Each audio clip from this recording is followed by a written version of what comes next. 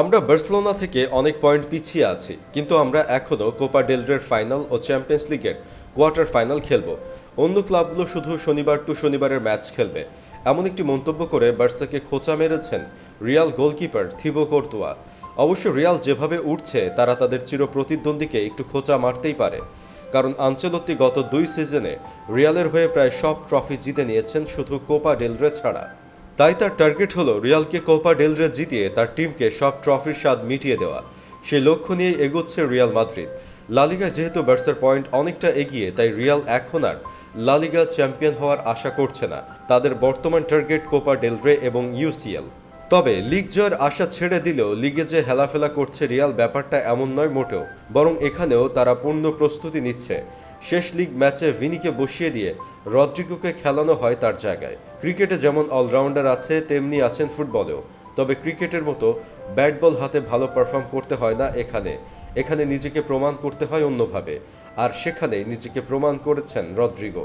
Madrid ফ্যানরা super সাবের tag দিয়ে দিয়েছে রদ্রিগোকে। খেলেন রাইট সাইডে, কখনো মাঝে, কিন্তু অনেকেই জানেন না রদ্রিগোর মূল পজিশন হলো লেফট উইং, কিন্তু স্বদেশী ভিনিসিয়াস জুনিয়রের কারণে হয়ে যায় রাইট উইং।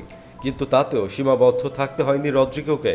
দলের প্রয়োজনে কখনো রাইট উইং, কখনো নাম্বার 10-এ। নিজের মূল পজিশনটাতেও সুযোগ একদমই আসে না, কারণ জায়গাটা তার স্বদেশী ভিনিসিয়াস জুনিয়র নিজের করে ফেলেছে। কিন্তু মাঝে মাঝে ভিনিসিয়াসের অনুপস্থিতিতে সুযোগ মিললে নিজের মূল পজিশনটাতে রদ্রিগো ফ্যানদের বুঝিয়ে দেন তিনি প্রতিপক্ষের জন্য কতটা ভয়ঙ্কর।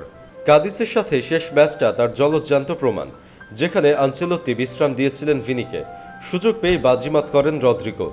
এই ম্যাচে 8টি ড্রিবল ও 10টি ডুয়েলিং করে ফিনিশিংয়ে ল্যাক না করলে কমপক্ষে 2টি গোল অন্তত পেত সে। গোল অ্যাসিস্ট ছাড়াই হয়েছে ম্যাচ সেরা। লেফট উইংয়ে ফরওয়ার্ডের সাথে লিঙ্ক আপ ওর দারুণ হয়, কালকেও সেটা হয়েছে। এ মৌসুমে পারফরমেন্সটাও খুব ভালো। রদ্রিগোর left wing, right wing, number 10 ও সিএফ হিসেবে করেছে 10-এর অধিক গোল এবং 10-এর অধিক অ্যাসিস্ট। এই মৌসুমে মাদ্রিদের তৃতীয় সর্বোচ্চ গোলদাতা ও দ্বিতীয় সর্বোচ্চ অ্যাসিস্টদাতা। ভিনি ও বেনজুর পর তৃতীয় সর্বোচ্চ 5বার ম্যাচ সেরা হয়েছে এই মৌসুমে রদ্রিগো। কিন্তু এরপরেও তাকে অনেক সময় অনেক কথা শুনতে হয়। অনেক ব্রাজিল ফ্যানকে দেখা যায় রদ্রিগোকে ক্রিটিসাইজ করতে, যার মূল কারণ বিশ্বকাপ কোয়ার্টার ফাইনালে পেনাল্টি মিস। একজন প্লেয়ারের ট্যালেন্ট কিংবা দক্ষতা কখনো একটা টাই ব্রেকারের উপর নির্ভর করতে পারে না। রদ্রিগো গোজ ভবিষ্যৎ ফুটবল তারকার একজন। অন্যদিকে সময় এসেছে মিলিতাওকে জাতীয় দলে পার্মানেন্ট করার। মিলিতাও তার ক্যারিয়ারের সেরা ফর্মে আছেন এই মৌসুমে।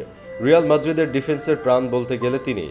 Recovery, aerial win, clearance, interception, সব জায়গায় তিনি মাদ্রিদের ডিফেন্ডারদের মধ্যে শীর্ষে আছেন। মাদ্রিদের এ যেন নতুন দেওয়াল। গত এল ক্লাসিকোতেও তার পারফর্ম ছিল নজর কাড়া। ডিফেন্স যেভাবে সামলাচ্ছেন, তেমনি গোলের দেখাও পাচ্ছেন। তাই রিয়াল সামনে সুদিন ফিরে পাবে এমন আশা করাই যায়।